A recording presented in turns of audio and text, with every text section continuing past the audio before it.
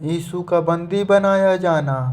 यीशु यह कहकर अपने शिष्यों के साथ छोटे नदी किनारों के पार एक बगीचे में चला गया। धोखे से उसे पकड़वाने वाला यहूदा भी उस जगह को जानता था, क्योंकि यीशु वहां प्रायः अपने शिष्यों से मिला करता था।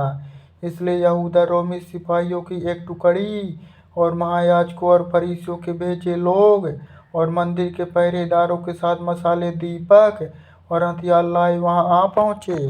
फिर यीशु, जो सब कुछ जानता था कि उसके साथ क्या होने जा रहा है, आगे आया और उनसे बोला, तुम किसे खोज रहे हो?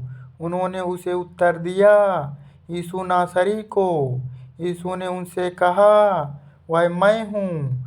तब उसे धोखे से पकड़वाने वाला यहूदा भी वहाँ खड़ा था। जब उसने उनसे कहा, वह मैं हूँ, तो वे पीछे हटे और धरती पर गिर पड़े।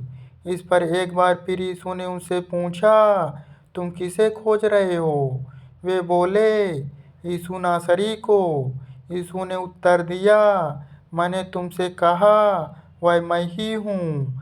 यदि तुम मुझे खोज रहे हो तो इन लोगों को जाने दो। यह उसने इसलिए कहा कि जो उसने कहा था वह सच हो।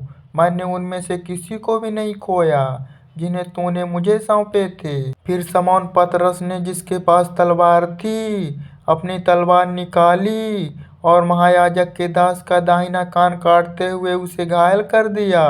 उस दास का नाम मलखुस था। फिर यीशु ने पतरस से कहा, अपनी तलवार म्यान में रख। क्या मैं यातना का वह प्याला ना पीऊं जो परमपिता ने मुझे दिया है? यीशु का हन्ना के सामने लाया जाना। फिर रोमी टुकड़ी के सिपाहियों और उनके सूबेदारों तथा यहूदी के मंदिर के पहरेदारों ने यीशु को बंदी बना लिया और उसे बांधकर पहले हन्ना के पास ले गए, जो उस साल के महायाजक कैफा का ससुर था। यह कैफा वही व्यक्ति था जिसने यहूदी नेताओं को सलाह दी थी कि सब लोगों के लिए एक का मरना अच्छा है। पतरस का यीशु को पहचानने से इनकार। शमौन पतरस तथा एक और शिष्य यीशु के पीछे हो लिए। महायाजक इस शिष्य को अच्छी तरह जानता था, इसलिए वह यीशु के साथ महायाजक के आंगन में घुस गया, किंतु पतरस बाहर द्वार के पास ही ठहर गया। फिर महायाजक की जान पहचान वाला दूसरा शिष्य बाहर गया और द्वारपालिन से कहकर पतरस को भीतर ले आया। इस पर उस दासी ने, जो द्वारपालिन थी, कहा, हो सकता है कि तू भी यीशु का ही शिष्य है। पतरस ने उत्तर दिया, नहीं, मैं नहीं हूँ, क्योंकि ठंड बहुत थी। दास और मंदिर के पहरेदार आग जलाकर वहां खड़े ताप रहे थे। पतरस भी उनके साथ ही वहां खड़ा था और ताप रहा था। महायाजक की यीशु से पूछताछ। फिर महायाजक ने यीशु से उसके शिष्यों और उसकी शिक्षा के बारे में पूछा। यीशु ने उसे उत्तर दिया, मैंने सदा लोगों के बीच हर किसी से खुलकर बात की है। सदा मैंने आराधनालयों में और मंदिरों में, जहाँ सभी यहूदी इकट्ठे होते हैं, उपदेश दिया है। मैंने कभी भी छिपाकर कुछ भी नहीं कहा। फिर तुम मुझसे क्यों पूछ रहा है, मैंने क्या कहा है? उनसे पूछ जिन्होंने मुझे सुना है, मैंने क्या कहा है। निश्चय ही वे जानते हैं। जब उसने यह कहा तो मंदिर के एक पहरेदार ने, जो वहां खड़ा था, यीशु को एक थप्पड़ मारा और बोला, तूने महायाजक को ऐसे उत्तर देने की हिम्मत कैसे की?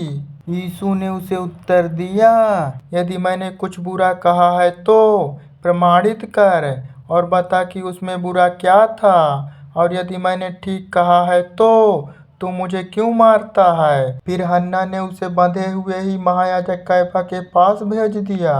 पतरस का यीशु को पहचानने से फिर इनकार। जब शमौन पतरस खड़ा हुआ आग ताप रहा था तो उससे पूछा गया, क्या यह संभव है कि तू भी उसका एक शिष्य है? उसने इससे इनकार किया।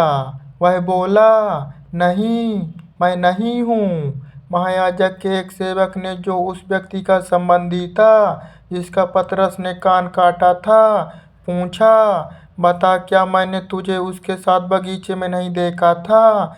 इस पर पतरस ने एक बार फिर इनकार किया और तभी मुर्गे ने बाग दी। यीशु का पितालुस के सामने लाया जाना। फिर वे यीशु को कैफा के घर से रोमी राजभवन में ले गए। सुबह का समय था। यहूदी लोग राजभवन में नहीं जाना चाहते थे कि कहीं अपवित्र ना हो जाएं और फसह का भोजन ना खा सकें। तब पिलातुस उनके पास बाहर आया और बोला, इस व्यक्ति के ऊपर तुम क्या दोष लगाते हो? उत्तर में उन्होंने उससे कहा, यदि यह अपराधी ना होता तो हम इसे तुम्हें ना सौंपते। इस पर पिलातुस ने उनसे कहा, इसे तुम ले जाओ और अपनी व्यवस्था के विधान के अनुसार इसका न्याय करो। यहूदियों ने उससे कहा, हमें किसी को प्राण दंड देने का अधिकार नहीं है। यह इसलिए हुआ कि यीशु ने जो बात उसे कैसे मृत्यु मिलेगी यह बताते हुए कही थी, सत्य सिद्ध हो। तब पिलातुस महल में वापस चला गया और यीशु को बुलाकर उससे पूछा, क्या तू यहूदियों का राजा है? यीशु ने उत्तर दिया, यह बात क्या तू अपने आप कह रहा है या मेरे बारे में औरों ने तुझसे कही है? पिलातुस ने उत्तर दिया, क्या तू सोचता है कि मैं यहूदी हूँ? तेरे लोगों और महायाजकों ने तुझे मेरे हवाले किया है।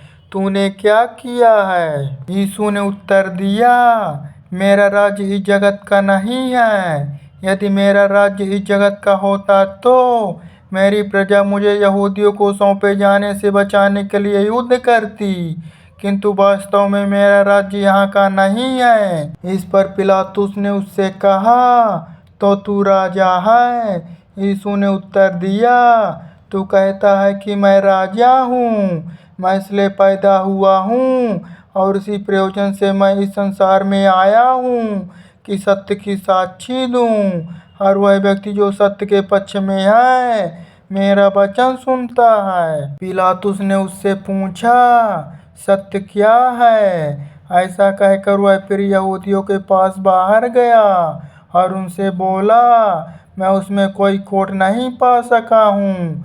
और तुम्हारी यह रीति है कि फसह पर्व के अवसर पर मैं तुम्हारे लिए किसी एक को मुक्त कर दूँ। तो क्या तुम चाहते हो कि मैं इस यहूदियों के राजा को तुम्हारे लिए छोड़ दूँ? एक बार ये फिर चिल्लाए, इसे नहीं बल्कि बरअब्बा को छोड़ दो। बरअब्बा एक बागी था।